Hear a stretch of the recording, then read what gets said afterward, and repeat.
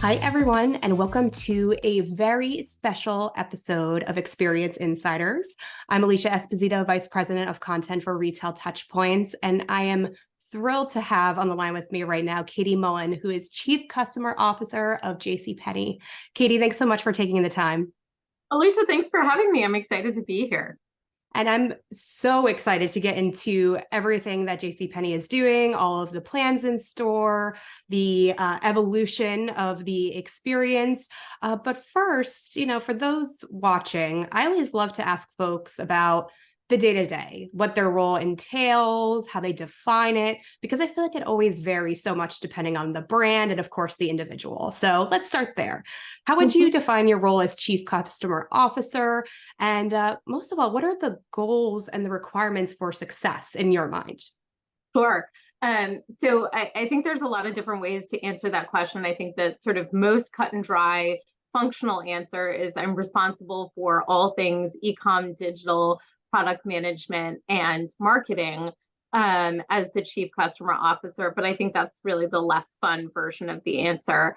And really what I and my team try to take to heart is that we are the representatives for and advocates for the customer in all decisions that are getting made across JCPenney. And so we are working with our partners on a daily basis to say what is the best way to show up to the customer, what is the way that we can make the customer experience easier in any decision that we are making.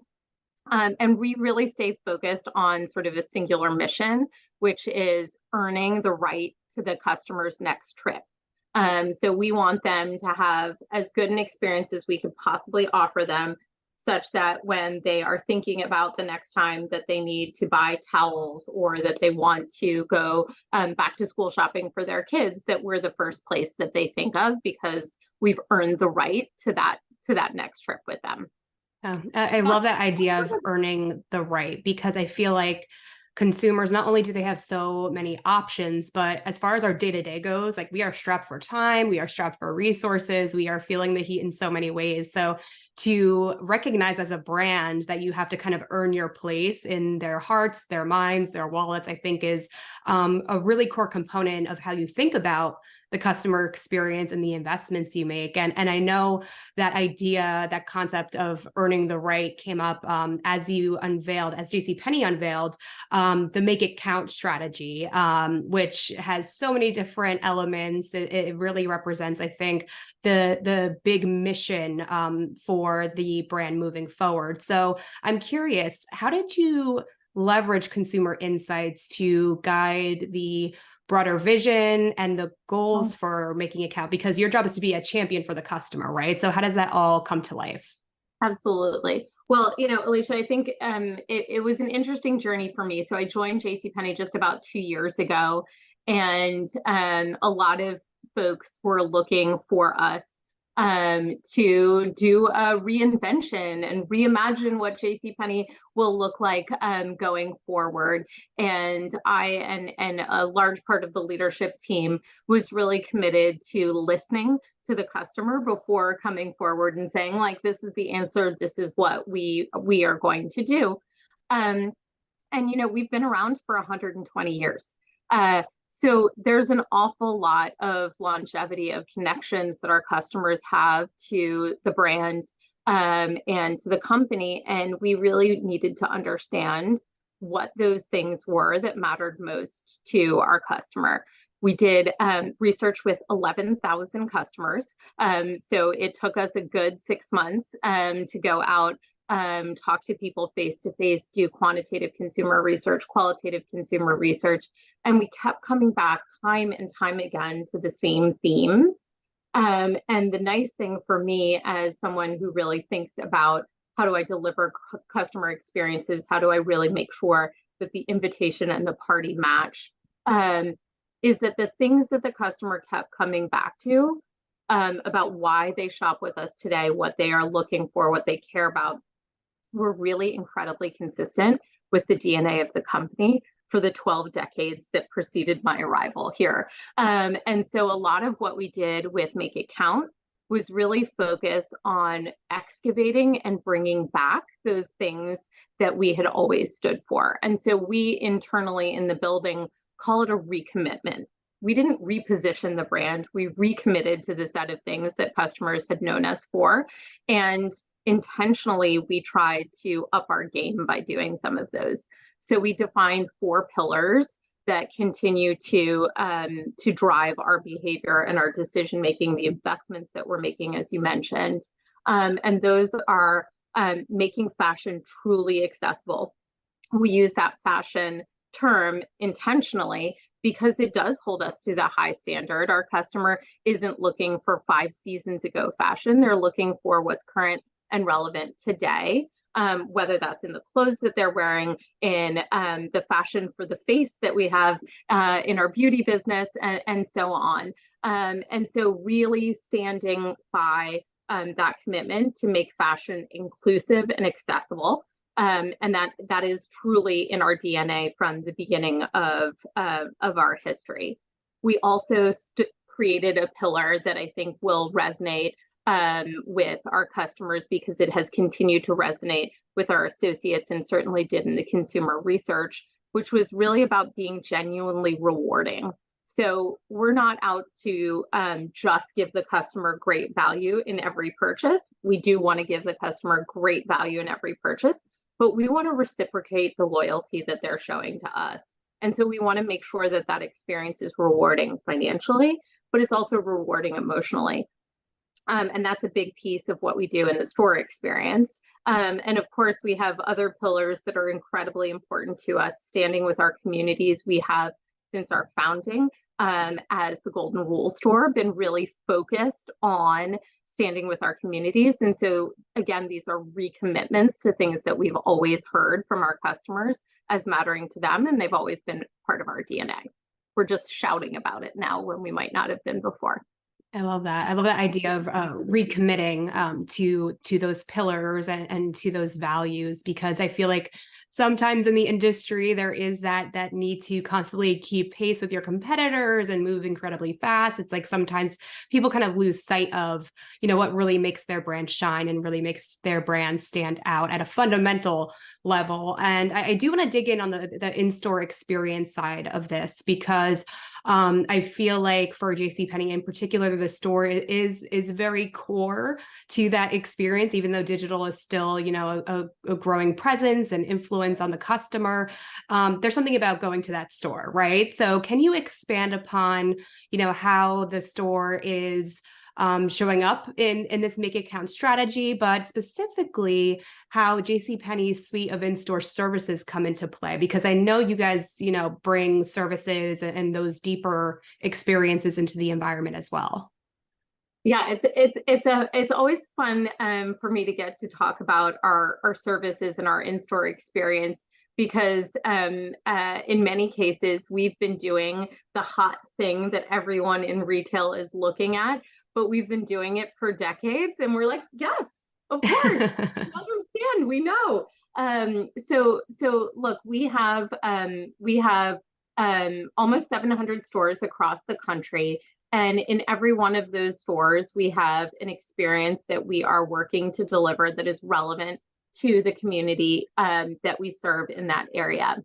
Most of those stores include a full service salon, a beauty department where we do beauty services, including makeup application, eyebrow treatment, eyelash extensions, and the works. We have photo studios where many of our families will come in and get their holiday cards taken. They'll commemorate big milestone birthdays or engagements like Simone Biles did the other week in one of our portrait studios. And we have optical and other services that have been incredibly important to our customers. And so we know, and we have been doing this for decades, that those are things that are incredibly important to our customers. At the same time, when we looked around, when we were doing the consumer research, when we were thinking about the investments that we're making in our customer experience, we said, wow, we really need to make it even easier for the customer to access all of those things and to make sure that that is as you mentioned earlier, in our everyday, incredibly busy, hectic lives, how do we make it as easy as possible for the customer to get a great experience? And so sometimes it's things like a really simple online booking experience. So you can walk into the portrait studio knowing that the photographer is going to be ready, knowing that the photographer knows that you're bringing pets and babies into the studio and has to be prepared for that. But sometimes it's also about thinking about how do we make the experience really easy for our customers. So if you're sitting in a chair in the salon getting your hair done, how do we, and you want to buy something from the beauty assortment that's in a different part of the store, how do we make that really easy for you so you can get it all done, get in and get out, get your business going, because none of us have time to waste in this day and age. So we've continued to invest behind making our services and our experience more central, easier to access, and then as much as we can, seamless for the customer. Oh, that's great. Ease is very key, I think, for any customer experience. But I appreciate how you're looking for like those synergies or connections to digital to facilitate that. Is there anything else that you learned about the customer in terms of like their expectations, what they're looking for from these services? I mean, like, are there any new opportunities that you're looking to pursue based on what the consumer has told you? Well, for sure, but I would say, Alicia, it's not a one-time deal where we do sort of consumer research once and then we say, aha, we have the answer, we know what. Right.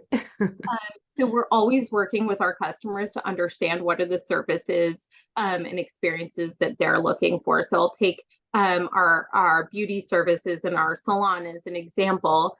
We have a salon manager, a beauty manager in each of those stores who is working with and talking to the customers in that community. And so we actually support quite a bit of experimentation where we say, oh, okay, in this store, what customers seem to be really asking for is eyebrow services. And so we're going to go do more in terms of eyebrows. In other stores, it's nails.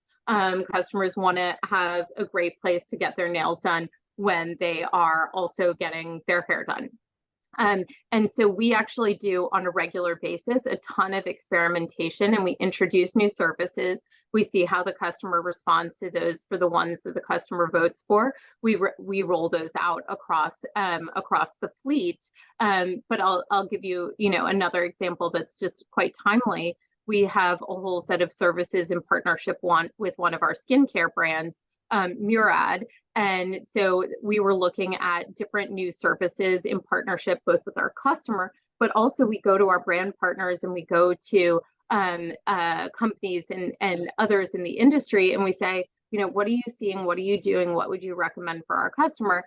And we end up having that assortment of services, let's call it, stay quite fresh, because of the fact that we are continually testing and experimenting and trying things based on what our customer is telling us. I love that. So it's not just getting insight from the customer of JCPenney, it's looking to partners, looking more holistically at what those opportunities are. That's very interesting. Great. We can never listen enough. Okay. All right, great. So looking at a holiday specifically, like you mentioned, portraits. This is a big time for holiday photos, holiday cards. It's also a big time just in general for customer acquisition, for reactivating customers, getting them excited to come to your stores. How are you capitalizing on these services or maybe leveraging them creatively to grow them, to enrich them during the holiday season specifically? Anything key that we need to call out? Well, one of the things that I would say is it becomes very difficult for us to do a lot of net new customer acquisition into our services in November and December, because that's the time when you'll see lines outside of the portrait studio and lines waiting for seats and chairs in the salon. And so what we want to do is make sure that our customer has a great experience. And so we try and make sure that customers know if they're coming in and they want to stop by and they don't have an appointment for the portrait studio, coming during the week is probably going to be a better idea than putting 3 kids in the car on a Sunday and all dressed up in their Christmas outfits. Just given the fact that as we get closer and closer to the holidays, there's more and more excitement and energy, and unfortunately, weights that can come with those things. But as we think about the total holiday season, a lot of what we're trying to remind customers is that even in this moment where you're under the gun from a time standpoint, we're all under pressure in terms of our budgets and our wallets, and especially with inflation continuing to be a pressure on so many of us.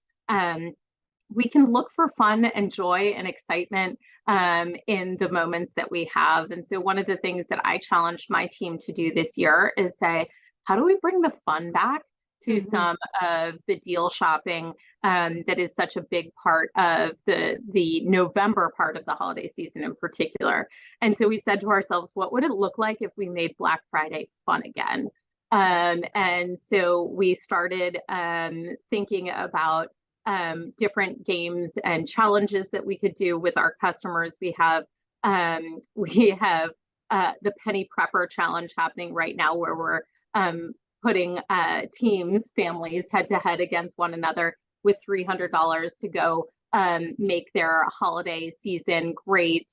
And our customers are voting on who they think did the best job of decorating their house for the holidays. We also have the actual day of Black Friday, which is a crazy day for all of us in retail. But we really thought about what would it look like to bring the fun back.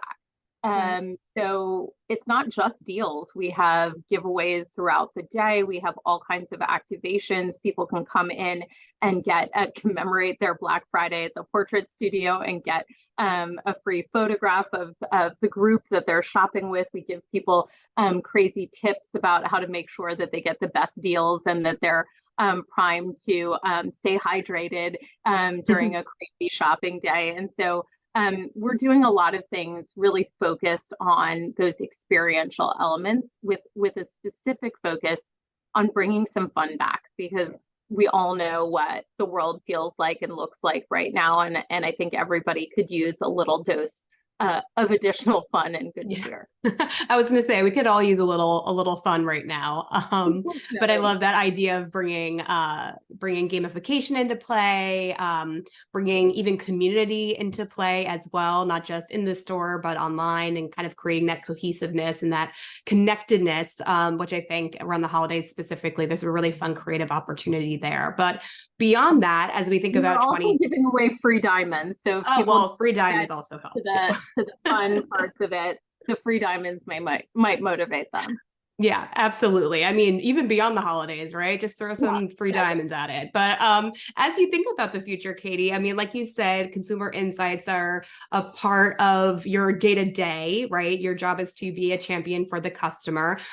So as you think about the future, what new opportunities are going to be unlocked, or are you hoping to unlock for JCPenney in way of services and way of customer experience, especially just based on what you're learning and what you're gleaning from your customers at this time?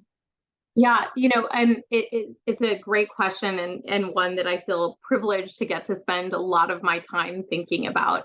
And so, a lot of what we look at is, where are pain points for customers? Where are pain points for customers in their day-to-day lives? Where are pain points for customers? Unfortunately, there still are pain points in our customer experience.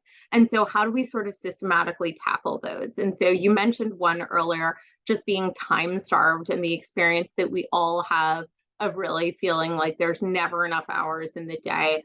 I have 3 kids at home. One morning this week, it got chilly. We went to put on pants for 2 of my kids, and their pants are 3 inches too short. And I know that feeling. They're going, oh my God, how on earth in the course of my busy day today am I going to go get new pants for kids? And so, we think about how do we make that experience for a busy working parent like I am to be able to get those things incredibly easily. And so we're continuing to evolve our strategies around buy online, pick up in store to make that even easier for customers, again, like me, who didn't plan ahead and have their kids try on the pants before it actually got cold. But there's all sorts of elements like that that we will continue to do to just root out friction from the customer's life or from our experience. At the same time, we're also looking to really continue to drive community engagement, and we stand with America's diverse working families. We are an incredibly good mirror for the country, and when we look at our customer base, we look like America. And so if you think about all of the different ways that customers shop, and all of the different behaviors that we have, we looked around and said, wow, there are some opportunities that we have to be even more focused on how do we make that experience really work for different communities and families. So let me give you an example. In Texas, in California, in Florida, a lot of our Hispanic consumers are shopping as a family. They are coming mom, dad, sometimes aunt or abuela, and kids in the mix and in the group. And I don't know if you've ever shopped with kids. It's not the easiest thing. So how do we think about making that family shopping experience even easier? And so we have a kids zone and a whole bunch of things that we do on Saturdays to make shopping with kids a little bit easier. But one of the things we're talking about is what does that next level look like? So when customers who may not have a choice about shopping with their kids, or who may actually want to shop together as a family, how do we make that fun and easy and inclusive? And so there's all kinds of different things that we're doing, all in the spirit of how is our customer shopping? What are the friction points in their life? And how can we support them?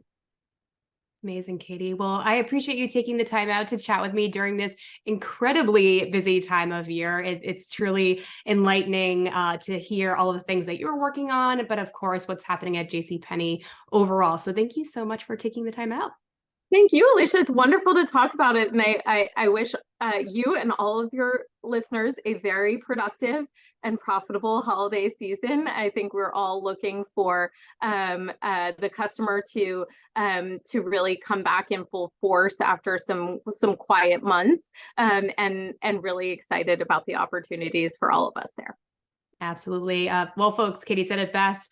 It's a whirlwind time, but we hope that you take some time to enjoy it with your loved ones, but of course, really see the impact and the success, the fruits of all of your labor, so to speak. But stay tuned for more conversations like this one that we just had with Katie, and more insights from the folks at Retail Touchpoints. We will be reporting on the entire holiday season, including some incredible results, incredible case studies, and of course, some incredible learnings.